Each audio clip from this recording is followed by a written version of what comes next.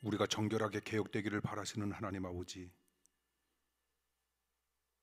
우리의 심령이 늘 정결한 영혼이 되어 하나님을 기쁘시게 인도해 주심을 감사드립니다. 정결한 삶을 살고 성결한 삶을 살아 주님께 영광만 돌리는 하나님의 사랑하는 자녀들로 삼아 주시옵소서. 복음으로 주님의 몸된 교회를 세우신 하나님 아버지, 하나님의 영원하신 섭리로 주님의 몸된 교회를 지금까지 지켜주셨음을 감사드립니다. 우리 합정감리교회가 말씀으로 개혁되어 성령이 충만하게 하시고 많은 사람들을 구원하는 방주의 역할을 감당케 하여 주시옵소서. 이 시간 예배에 참여한 사랑하는 모든 성도들, 또한 실시간 영상 예배로 주님 앞에 영광 돌릴 사랑하는 모든 성도들과 이 시간 주님께서 함께 하심을 믿습니다. 역사하여 주시옵소서. 예수님 이름으로 간절히 기도하옵나이다. 아멘. 주일밤 예배 시작합니다. 하나님의 말씀은 에베소서 1장 1절에서 2절. 우리는 한 6개월간 에베소서 말씀을 살펴볼 겁니다. 그리고 끝난 뒤에 구약의 말씀을 또 저녁 예배에 들려주시는 말씀으로 살피고자 합니다. 에베소서 1장 1절 2절. 제가 1절 읽고 여러분들이 2절 읽어 주십시오.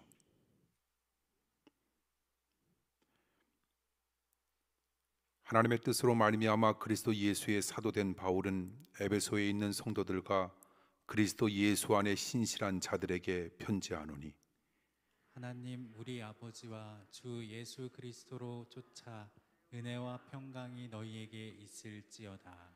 아멘. 아멘. 기도하겠습니다.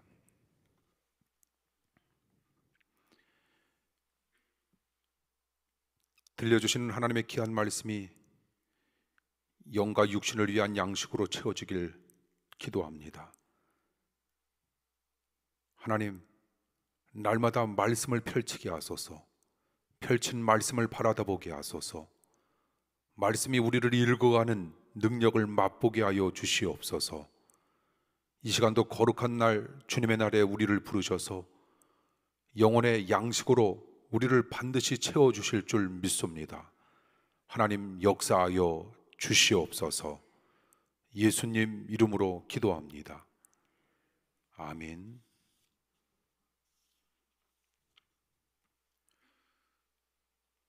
에베소서는 사도 바울이 에베소에 있는 성도들에게 신실한 신자가 될 수 있는 몇 가지 방법을 제시해 주는 말씀입니다. 사도 바울 선생님께서 에베소에 있는 성도들과 신실한 신자들에게 주님 안에 있는 삶이 얼마나 복된 삶이 될 수 있는가를 우리에게 이야기합니다. 에베소서에 많이 나오는 단어가 있는데 그 단어는 두 가지로 우리들이 살펴볼 수 있는데, 풍성이라고 하는 단어와 충만이라고 하는 단어, 두 가지가 참으로 많이 나오고 있는데, 이 두 가지의 단어가 에베소서의 성격을 너무나도 잘 말해주고 있습니다.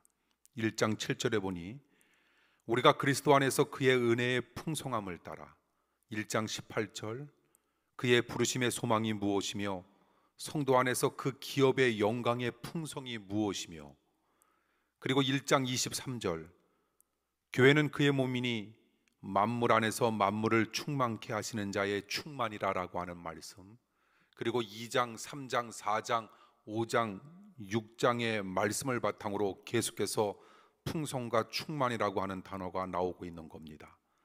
결국 에베소서의 주제는 우리가 주님 안에 거할 수만 있다면 우리는 주님 안에서 풍성한 삶을 살 수 있다라고 하는 하나님의 고귀한 말씀을 우리에게 끊임없이 설명해 주고 있는 겁니다. 사도 바울은 로마 감옥에서 왜 에베소서를 기록했을까? 에베소서 6장 21절에 보니 나의 사정 곧 내가 무엇을 하는지 너희에게도 알게 하려 하노니 사랑을 받은 형제요 주 안에서 진실한 일꾼 두기고가 모든 일을 너희에게 알게 한다라고 하는 말씀이 기록되어져 있습니다.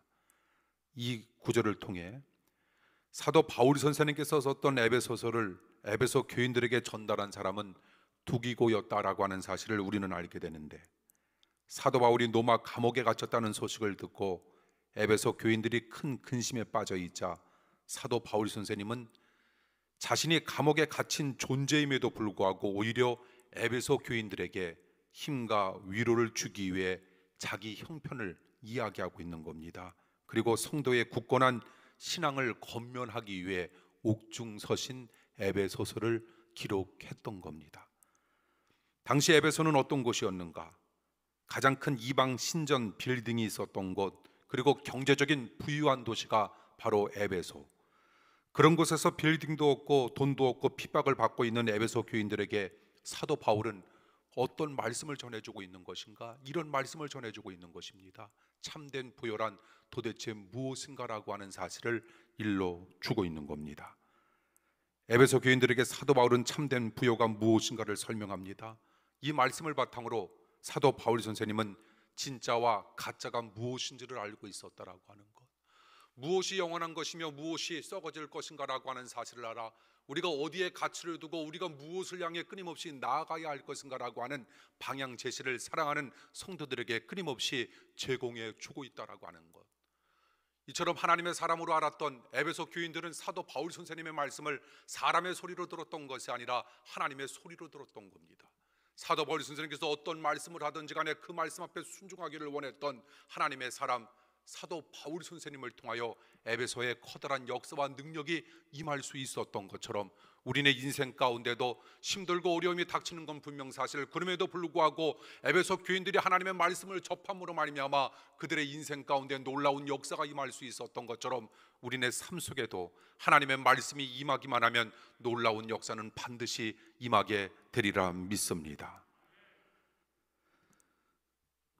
오늘 본문을 바탕으로 우리는 에베소서의 도입부 1장과 2절에 나와 1장 1절에서 2절에 나와 있는 말씀을 바탕으로 에베소 교인들을 위한 사도 바울 선생님의 축도가 나와 있습니다. 사도 바울 선생님은 편지를 쓰면서 제일 먼저 에베소 교인들에게 샬롬의 축복을 빌어 주었습니다. 샬롬은 여러분들이 너무나도 잘 아시는 바와 마찬가지로 하나님께서 우리들에게 위로부터 허락해 주시는 놀라운 평안, 평화, 평강을 뜻하고 있는 겁니다. 그런 평안의 축복을 얻기 위해 우리에게 필요한 것은 도대체 무엇인가? 세상 사람들은 명예와 권력과 물질이 있으면 우리들이 살아가는 세상 속에서 우리는 평안을 누리며 살아갈 수 있다라고 하는 잘못된 착각 속에 주어지는 삶을 살아갈 때가 얼마나 많이 있는지 모릅니다. 하나님은 우리들에게 진정한 평강은 누구에게 주어지는가? 진정한 평화를 우리는 어디에서 느낄 수 있을 것인가라고 하는 놀라운 말씀을 제공해 주고 있으니 오늘 말씀이 여러분 삶 가운데 커다란 씨앗 열매로 맺히길 원합니다. 그래서 여러분 삶 속에 아무리 어렵고 힘든 상황과 환경이 끊임없이 다가온다 할지라도 여러분들의 삶은 날마다 평강과 평화가 넘치는 아름다운 삶이 되길 간절히 축원합니다. 하나님께서 우리들에게 주시고자 하는 놀라운 선물은 도대체 어떤 것인가? 세상에서는 도저히 받을 수 없는 엄청난 것들을 우리는 받을 수 있다라고 하는 것, 예배마다 우리가 정성을 다하여 임하고 말씀을 접할 때마다 우리가 최선을 다하여 하나님의 말씀을 접함으로 말미암아 하나님께서 세상에 줄 수 없는 위로부터 제공해 주시는 놀라운 말씀의 능력이 끊임없이 사랑하는 성도님들의 삶 속에 임하게 될 터인데, 오늘 이 시간 평강의 역사가 여러분 가정 속에 끊임없이 펼쳐가길 원합니다.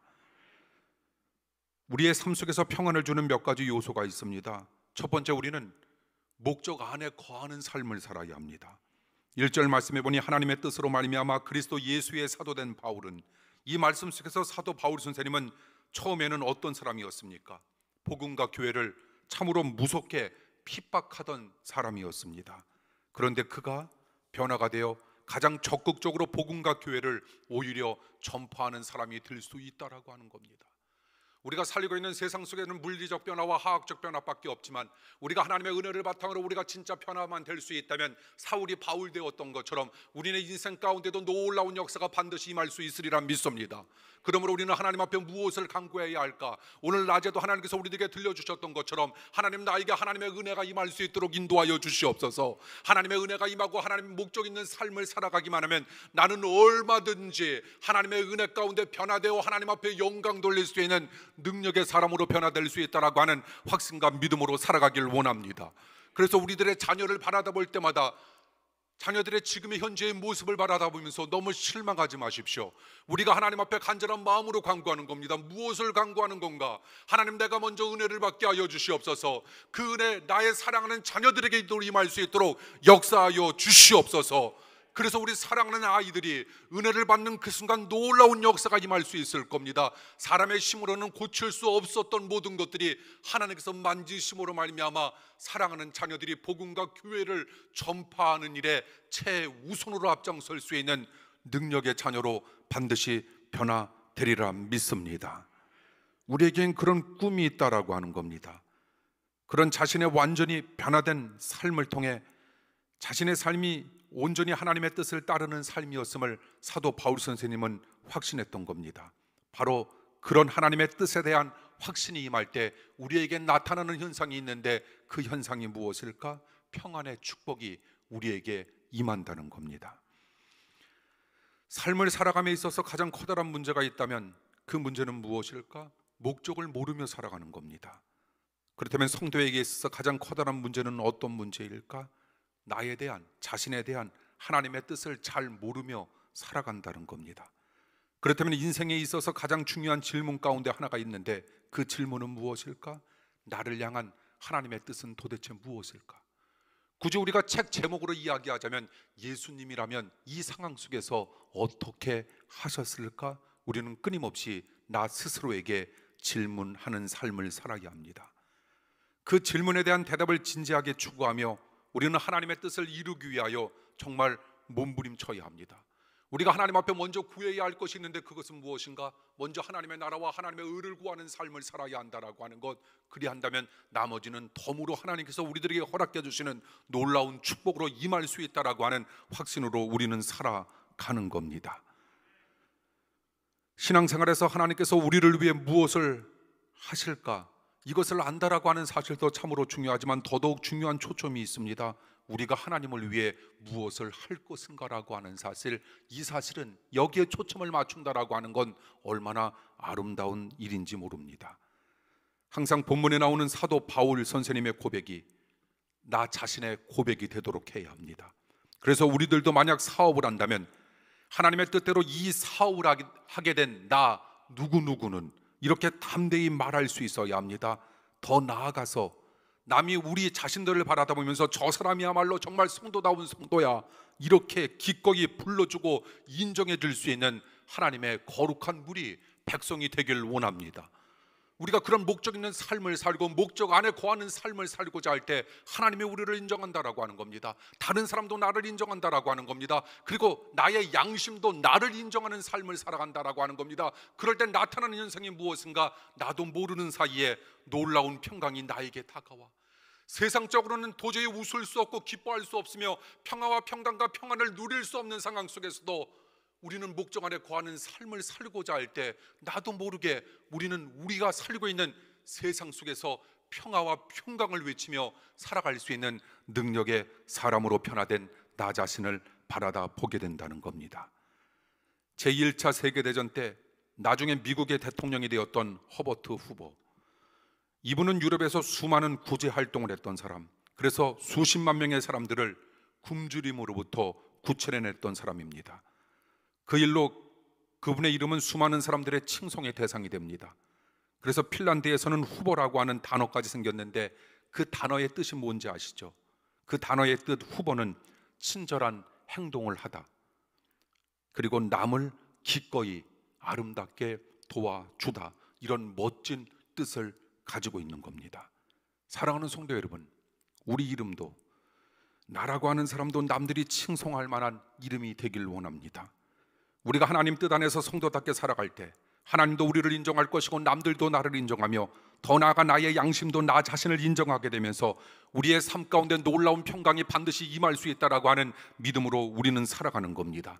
이처럼 사람이 목적 안에 거하게 될 때 사람은 가장 사람답게 되고 성도는 하나님의 뜻 안에 있을 때 가장 성도답게 될 수 있다라고 하는 것, 그런 목적을 따르는 답게의 삶이 바로 평안의 원천이 될 수 있다라고 하는 사실을 우리는 기억한다면, 정말 예수님이라면 어떻게 하셨을까? 나는 예수 그리스도를 어떻게 믿어야 할까? 나가 태어난 목적은 도대체 무엇이고 하나님의 목적을 이루어드리는 삶은 어떤 것인가라고 하는 것을 날마다 기억하며 살고자 하는 우리 성도님들의 삶, 아무것도 아닌 것 같지만 훗날 되돌아보십시오. 물질이 많았던 사람보다, 권력이 높았던 사람보다 나는 훨씬 더 평화와 평강의 삶을 살고 있었음을 우리는 고백하게 되리라 믿습니다.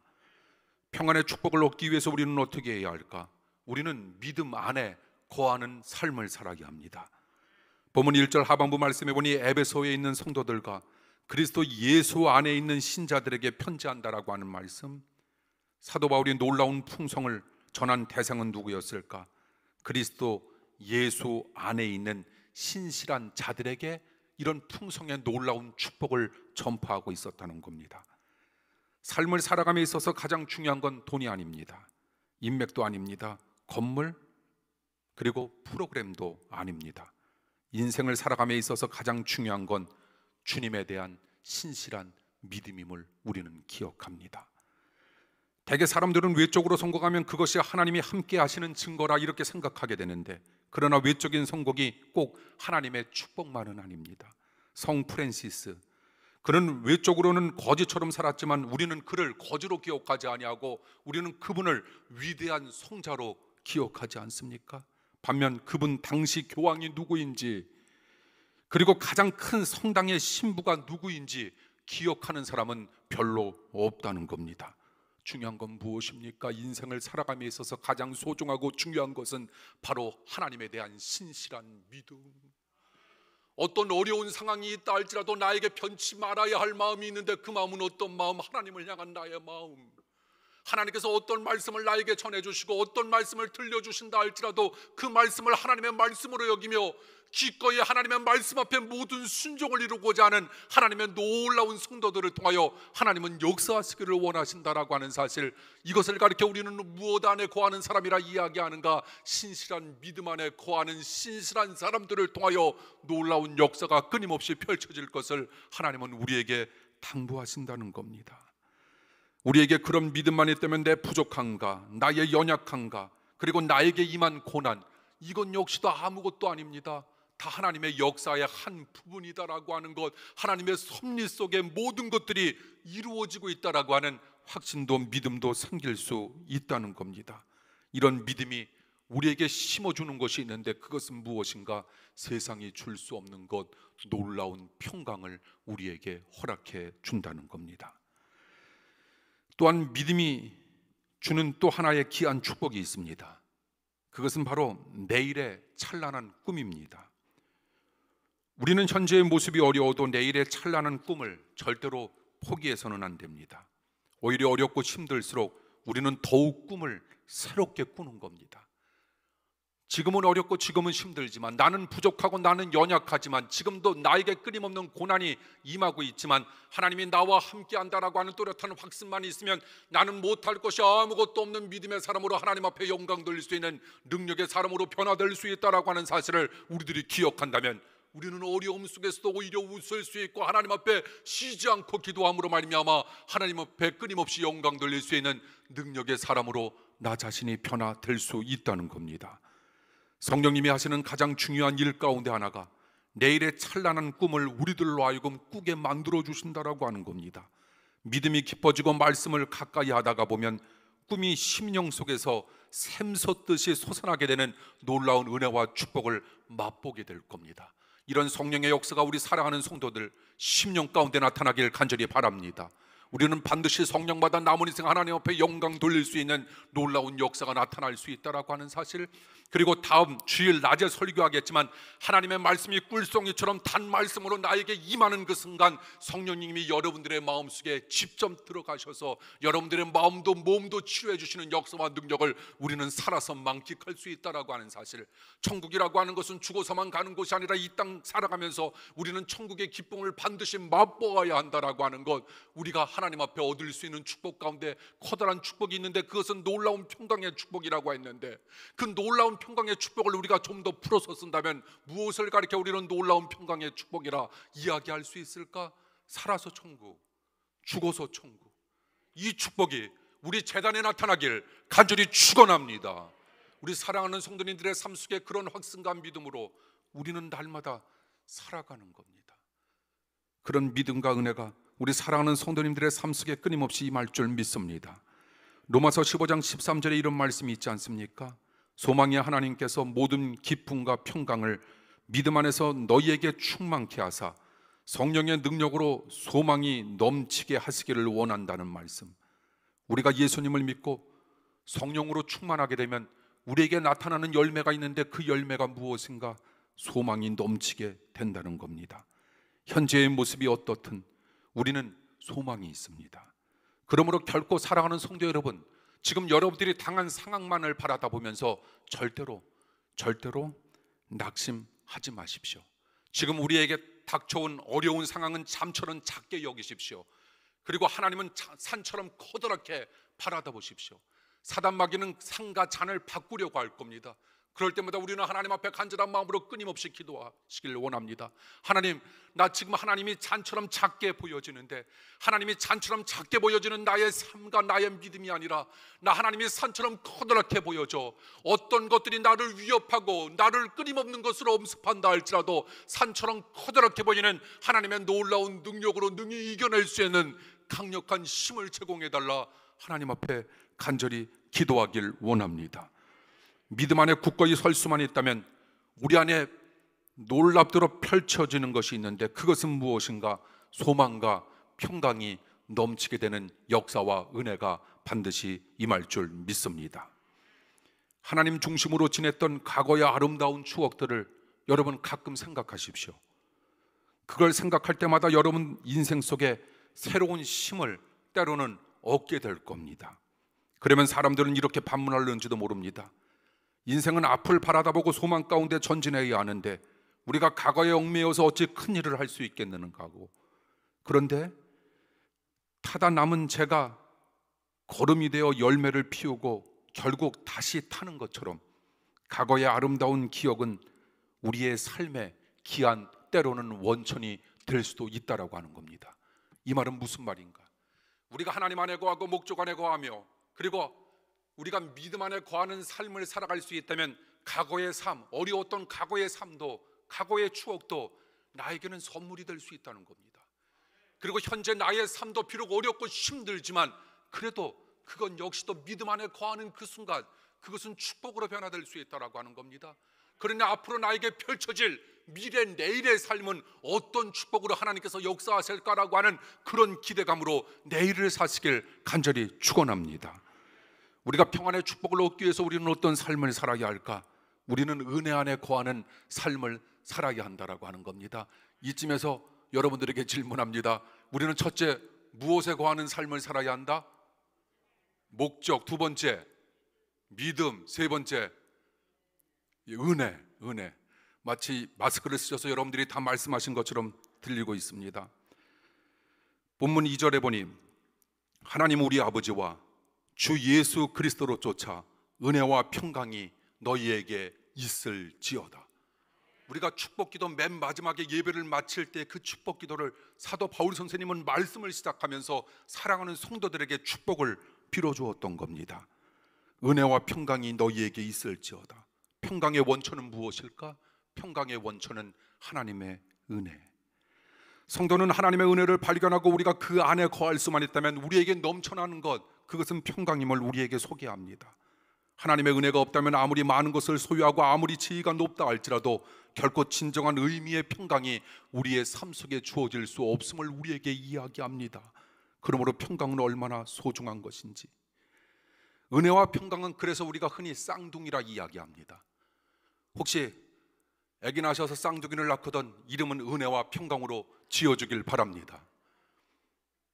지금 70세 넘은 분만 몇 분 아멘 하셨는데 여러분들한테는 상관이 없는 건데, 젊은 분 중에 혹시 쌍둥이를 낳거든, 방광일 쌍둥이 낳거든 은혜와 평강. 하나님의 은혜가 없다면 우리에게 있는 많은 소유는, 하나님의 은혜가 없다면 오히려 그것은 많은 불안을 남기게 된다라고 하는 겁니다. 그러나 하나님의 은혜가 있다면 적은 소유도 우리에게 깊은 평강을 심어 줄 수 있다는 겁니다. 만 가지 기술을 자랑하기보다 우리는 한 가지 은혜를 자랑하면서 살아가는 겁니다. 약 1세기 전 미국의 해티 그린이라고 하는 여인이 살았습니다. 그녀는 1916년 1억 달러의 재산을 남기고 죽었습니다. 저는 여러분들이 놀라지 않을 줄 알았습니다. 1억 달러 얼마일까? 얼마입니까 1억 달러? 우리는 1억 달러이기 때문에 뭐 100원, 1000원, 1억 달러는 몇을 곱해야 됩니까? 우리나라 돈에 1000을 곱하니까 얼마라고요? 1000억. 역시 안 놀랍니다. 여러분들은 얼마만큼의 돈을 가지고 있는지. 그 당시에 1000억은 정말 어마어마한 거. 지금도 여러분 오늘 예배에 참여한 우리들 가운데 여러분들을 무시하는 건 아니지만 1000억 우리가 만져보고 죽을 분 있을까요? 고영인 권사님 어떻게 하시고 없다고 얘기합니까? 우리 가운데 분명 있으리라 믿습니다. 1억 달러의 재산을 남기고 죽었는데 당시로서는 정말 상상할 수도 없는 금액. 그런데 그녀는 그런 엄청난 재산을 가지고 있으면서도 기름값을 절약하려고 아주 찬 오트밀을 먹었고, 아들이 다리를 다쳤을 때 공짜 보건소를 찾느냐 시간을 지체해서 결국 아들의 다리를 절단해야 했습니다. 그녀는 부자였지만 그녀는 거지처럼 살았습니다. 그녀는 소유의 문제에서는 누구보다 부자였지만 그녀는 은혜의 문제에 있어서는 누구보다 가난했습니다. 그처럼 은혜를 모르는 삶에는 결코 진정한 의미의 평강이 우리에게 주어지지 않는다는 겁니다. 어떤 사람은 소유는 적어도 그 소유를 자신과 남을 위해 적절하고 지혜롭고 의미 있게 사용하나 그렇지 못한 사람들이 훨씬 더 많다는 것. 바로 그렇게 사는 사람들은 은혜의 의미를 이해한 사람, 하나님의 은혜 안에 사는 삶이었음을 우리에게 이야기합니다.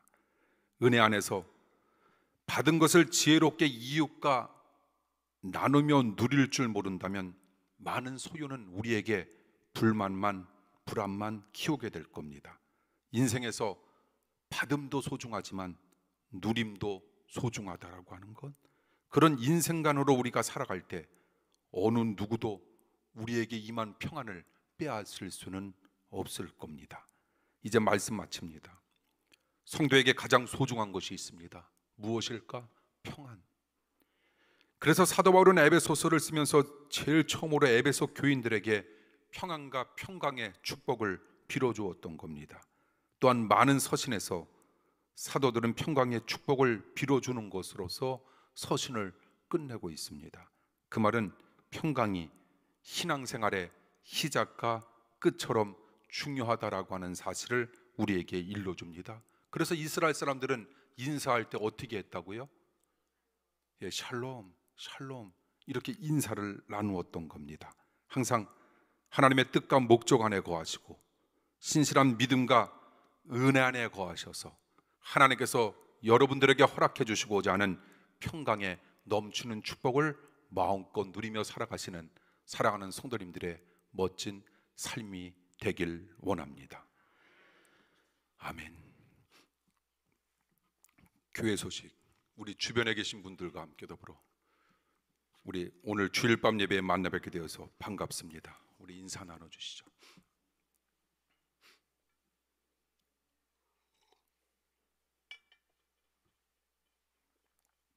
감사합니다.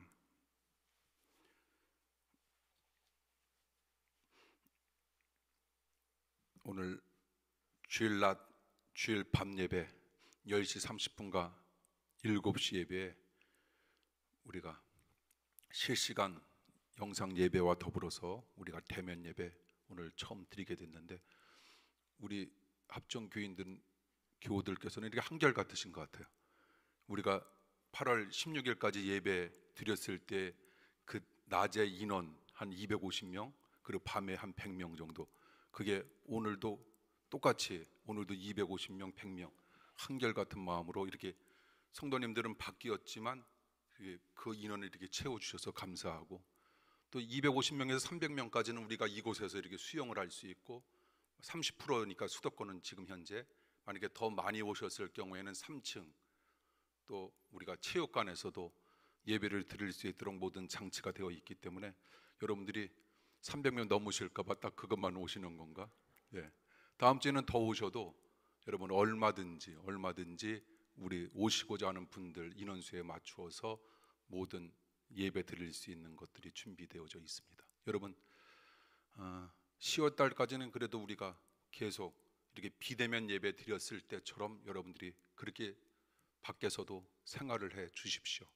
그래서 우리가 또 나라에서, 국가에서 세계적으로 움직이고 있는 이런 동향에 맞추어서 우리가 은혜 가운데 우리가 살아가시길 바라고요.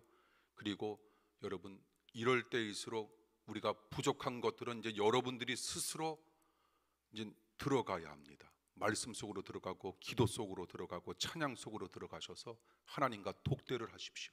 그래서 부족한 부분, 신앙에 교회에서 채워주지 못하는 부분들을 여러분들이 정말 깊숙이 마음속으로 체험하셔서 정말 영원히 기억될 수 있는 2020년이 되길 원합니다. 우리 김장김치 어떻게 할까요?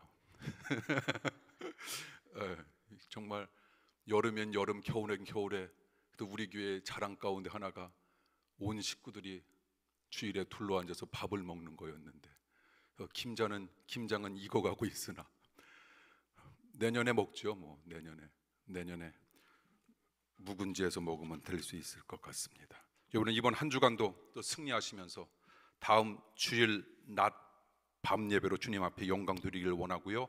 수요일 예배, 그리고 금요일 예배, 그리고 목요일 날은 우리 교회학교 공과 내용 선생님들을 통해서 아이들한테 전달하도록 하겠습니다. 그리고 우리 몇 분의 권사님들이 또 나이 드신 분들 이 인터넷을 이렇게 잘 하실 수 없기 때문에 그 예배 문을 또 이렇게 가정을 방문하면서 전해주시는 우리 멋진 권사님들도 계십니다. 여러분들이 무엇을 하든지 여러분 삶 속에 놀라운 축복과 은총이 날마다 가득 임하길 간절히 바랍니다. 축복 기도합니다.